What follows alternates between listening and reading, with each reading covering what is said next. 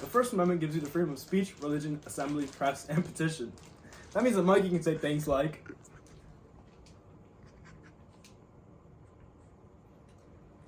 "What the?" Order in the court, order in the court. What exactly is the court case dealing with today? I was wearing a black armband to show my support for a cause, and my school said I wasn't allowed to. I think this is a violation of my First Amendment right to express myself. Interesting, interesting. What does the school have to say about this? Well. Look, it's my public school, and it's my district. This is me. This is my public school. And I don't agree with what your armband says. I don't want people thinking that's what I stand for. Are you crazy? Order, order. After deep thought, I've decided to side with the defendant. I believe that the First Amendment is applied in schools. Hooray! The Second Amendment is the right to bear arms. Hey, you boy, give me that gun. You're not allowed to have that. I'm allowed to have this. I have my permit right here.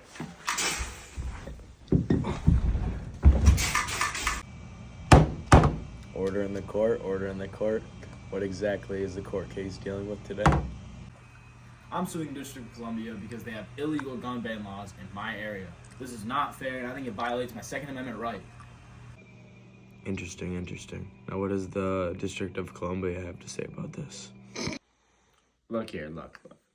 I don't want these shenanigans and all these hooligans running around my district. No guns in this town. After hearing both sides of the case, I'm siding with the prosecution.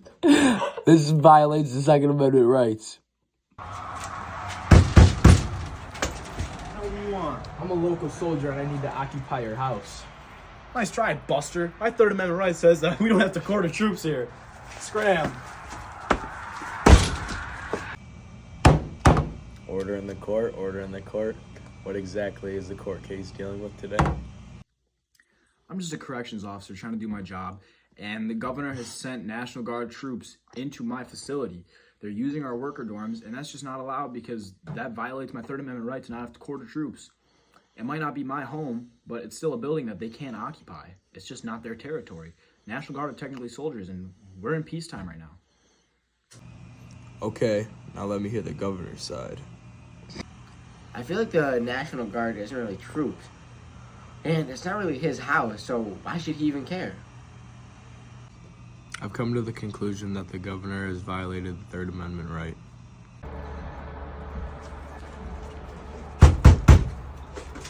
Evening, sir. I have a warrant to search your house for drugs.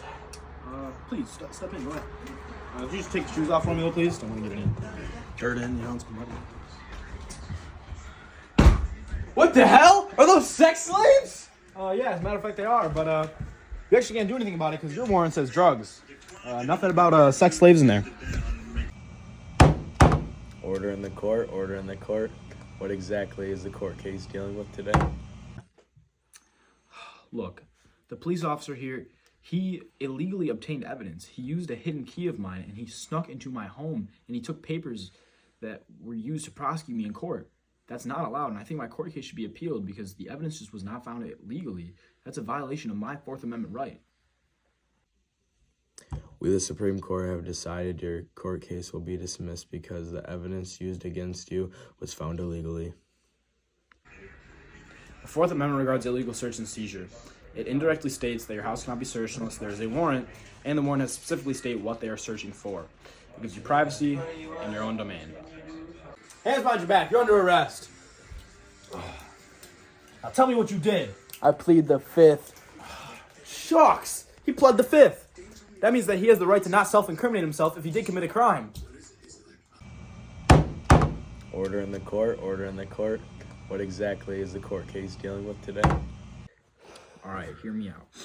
I may have kidnapped and raped a woman. That is true. But the interrogation the police used violated my Fifth Amendment right because I wasn't aware that I didn't have to tell them that. They pretty much forced a confession out of me. And I think that's not fair to my Fifth Amendment right to not self-incriminate. Well, listen up. In my opinion, the interrogation was completely fine. It was completely fine. And he just raped a woman. How are we gonna let him get away with this? He may have raped a girl, but technically, the interrogation violated his Fifth Amendment rights, so I rule in favor of the prosecution.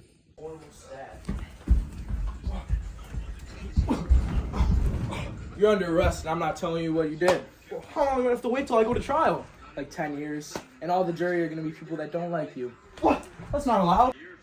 You can't do that. The Sixth Amendment says that you have to tell me what crime I committed, and I have the right to a speedy trial, and the public can witness it. And the jury has to be impartial. Rats. Order in the court, order in the court. What exactly is the court case dealing with today? All right, listen, I'm pretty old. I've been in quite a few court cases in my time, and I've just never been able to afford a lawyer. And, the Sixth Amendment states that everyone in a court of law is entitled to counsel. And I think that if you're too poor to afford your own counsel, that you should be granted it by a public court of law. Are you crazy? Just because the Sixth Amendment states that you have a right to a lawyer doesn't mean we have to give you one. I rule in favor of the prosecution. I believe that courts shouldn't discriminate against those who can't afford counsel. We find him not guilty. Yes! It's alright, I'm just going to try you over and over and over again. Well, you can't do that. My Seventh Amendment right says that you cannot be tried for the same thing twice. It also says that if a court case is below $20, it won't be taken to trial. Look, I believe in cases of high crime, such as murder. I think that the jury has to be completely sold. I don't think that they're going to be a hung jury. I believe that it has to be a unanimous decision, or else they can't be ruled guilty. I concur. We hereby find the defendant guilty of stealing child's candy. He's sentenced to the death penalty. Yes! That's not allowed. The Eighth Amendment says that you cannot be given unfair or cruel punishment for small crimes. Order in the court, order in the court. What exactly is the court case dealing with today? I was sentenced to 15 years in jail for fraud, and I'm chained wrist to ankle, and I have to do hard labor every single day, and they're just tearing my body apart. And I personally just think that this has to be considered a violation of my Eighth Amendment right to not be cruelly or unusually punished. Look, in my opinion, it's really not even that cruel. And he's not even in America. He's in the Philippines. He's just being a big baby. Yeah, but the Philippines is considered an American colony, so technically we're under American jurisdiction. I do believe that is cruel and unusual. I side with the prosecution. The Ninth Amendment states that any right not stated in the Constitution directly is given to the people and is not restricted. Order in the court, order in the court. What exactly is the court case dealing with today? I find that Connecticut's law unconstitutional, stating that contraception cannot be used within marriage. I believe that that violates our Ninth Amendment right of the people, that we should have privacy within our marriage. I think it's just unconstitutional, unfair. I do believe that banning contraception is a violation of people's rights and privacy. There should be privacy within marriage. The 10th Amendment states that any right not delegated to the federal government is given to the states. Order in the court, order in the court. What exactly is the court case dealing with today? I believe that the federal government has no say in regulating child labor laws. I believe that they cannot say that products made by children cannot be sold across states. I just think that it's not their place to step in because of the states' rights said in the 10th Amendment. So technically, if product is being sold over a state, it's interstate commerce. And Congress does have control over that, dummy. The Supreme Court is very divided on this, but we believe that it's not Congress's place to rule on this.